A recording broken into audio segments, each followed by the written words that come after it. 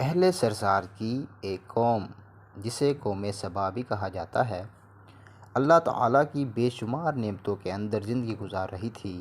یہ قوم ایک عظیم تہذیب و تمدن کی مالک تھی۔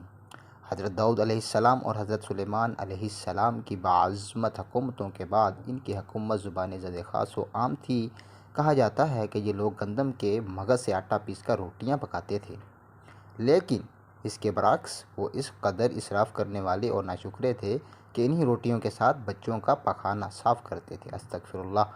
بعد ازاں ان آلودہ روٹیوں کو اکٹھا کرنے سے ایک پہاڑ بن گیا تھا۔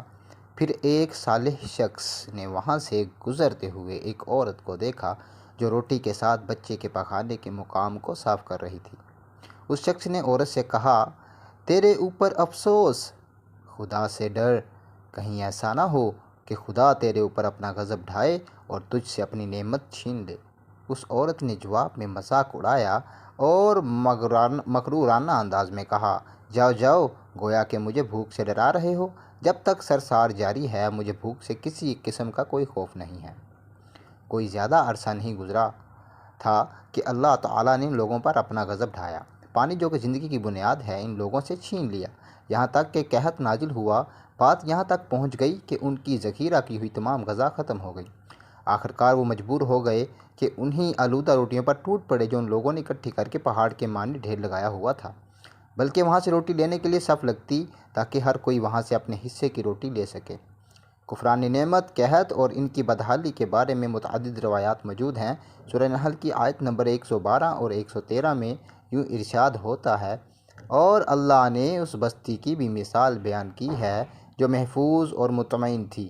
اس کا رزق ہر طرف سے باقاعدہ آ رہا تھا، لیکن اس بستی کے رہنے والوں نے اللہ کی نعمتوں کا انکار کیا تو خدا نے انہیں بھوک اور پیاس کا مزہ چکھایا، صرف ان کے ان اعمال کی بنا پر کہ وہ انجام دے رہے تھے۔ اور یقیناً ان کے پاس رسول آیا تو ان لوگوں نے ان کو جھٹلایا، تو پھر ان تک عذاب آ پہنچا کہ یہ سب ظلم کرنے والے تھے۔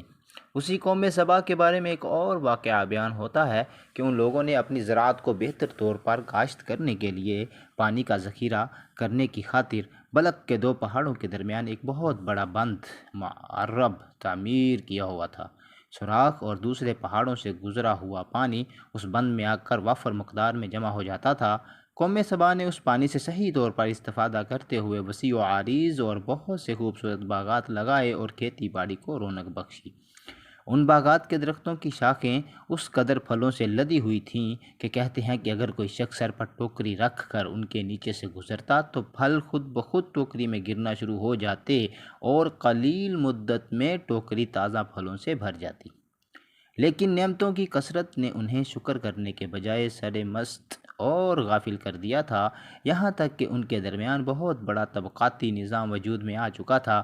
ان میں سے صاحب اقتدار لوگوں نے کمزور اور ضعیفوں کا خون چوسنا شروع کر رکھا تھا، یہاں تک کہ ان لوگوں نے خدا سے ایک احمقانہ التماس کیا جس کا ذکر سورہ سبا کی آیت نمبر 19 میں ملتا ہے۔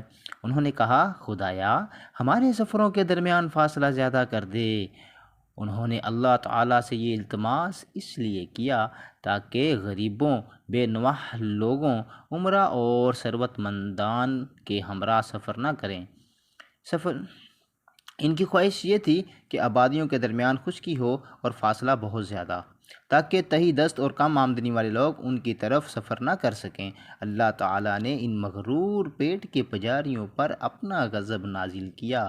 بعض روایتوں کے مطابق ان مغرور لوگوں کی آنکھوں سے دور صحرائی چوہوں نے معرب نامی بند کی دیواروں پر حملہ کر کے انہیں اندر سے کھوکھلا کر دیا۔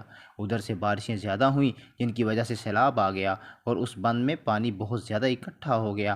اچانک بند کی دیواریں ٹوٹیں، اس سے ایک بہت بڑا سیلاب آیا جس میں تمام دیہات، آبادیاں، مال مویشی، باغات، کھیتیاں، ان کے محل اور گھر پانی میں غرق ہو کر نابود ہو گئے۔ ان کے باغات اور زراعت میں سے صرف بیری کے درخت اور کچھ جھاڑیاں بچی تھیں۔ خوش الحان پرندے وہاں سے کوچ کر گئے تھے، جبکہ الوؤں اور کووں نے قوم سبا کے کھنڈرات میں اپنے گھونسلے بنائے تھے۔ اس بات کا ذکر سورہ سبا کی آیت نمبر 15 اور 16 میں ملتا ہے، اور آخر میں سورہ سبا کی آیت نمبر 17 میں قرآن کریم میں اس واقعے کا یوں نتیجہ نکالا ہے، یہ ہم نے ان کی ناشکری کی سزا دی ہے اور ہم ناشکروں کے علاوہ کسی کو سزا نہیں دیتے۔ اللہ اکبر۔